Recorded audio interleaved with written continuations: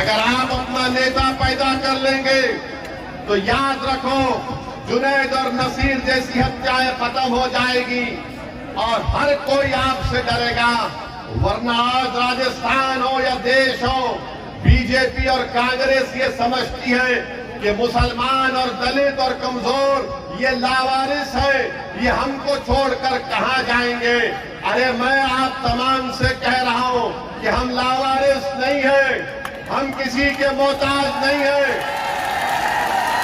अगर हम मोहताज हैं तो रब्बे करीम के मोहताज हैं, हम इंसानों के मोहताज न थे न कभी रहेंगे, खुदा ना खास्ता। अल्लाह हमारे लिए काफी है। मगर ये बीजेपी और कांग्रेस के लोग ये समझते हैं कि ये लावारिस है, इनको छोड़ दिया जाए, ये कहीं पर नहीं जाएंगे। अरे अब तुम जाग जाओ कांग्रेस और बीजेपी वालों, अब राजस्थान की राजनीति में एक विकल्प पैदा हो चुका है, उसका नाम मजलिस-ए-इत्तेहाद अल-मुस्लिमीन है। और हम तमाम 36 बरादरियों के पास जाकर बात करेंगे, हम दलित भाइयों से बात करेंगे, उन सबको साथ लेकर आगे बढ़ेंगे। ये कांग्रेस और बीजेपी मैच फिक्सिंग करती है कि 5 साल अशोक गहलोत और 5 साल महारानी बैठेंगे। अब ये नहीं चलने वाला है,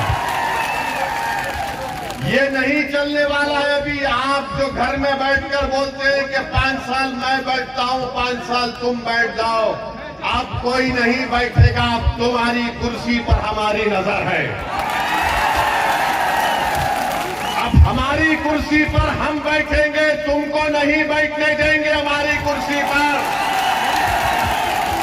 तुमने 60 साल हमारी कुर्सी पर बैठकर हम पर जुल्म किया, तुमने इंसाफ नहीं किया।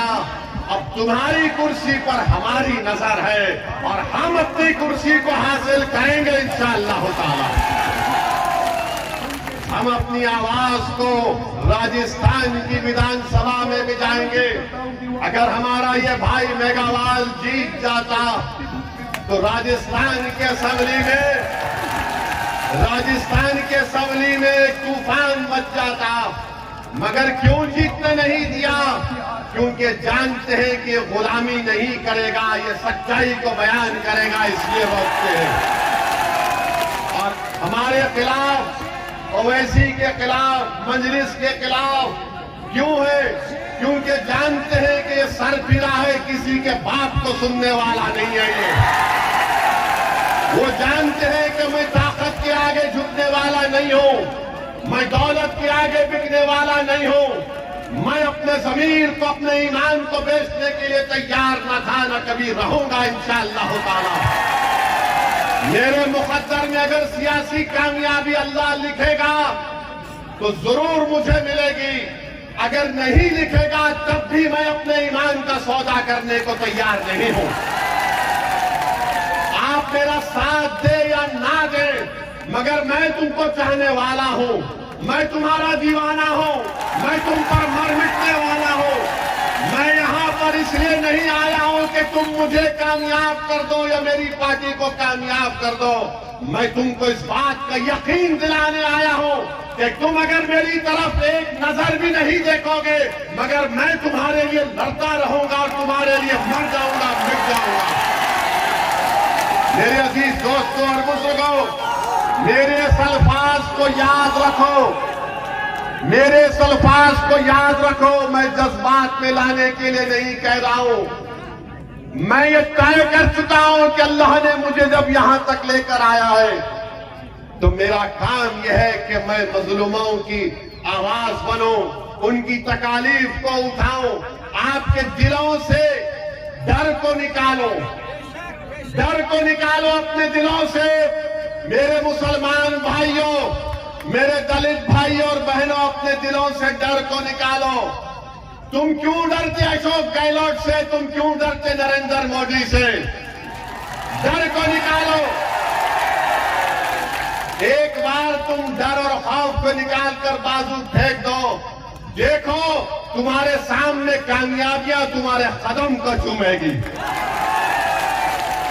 मगर हमारा मामला ये है मुसलमानों का कि जैसा चुनाव करीब आएगा तो हमारे दरमियान में आकर कोई बोलेगा, अरे कैसा होगा यार, हम कैसे जीतेंगे, हम कितना जीत पाएंगे।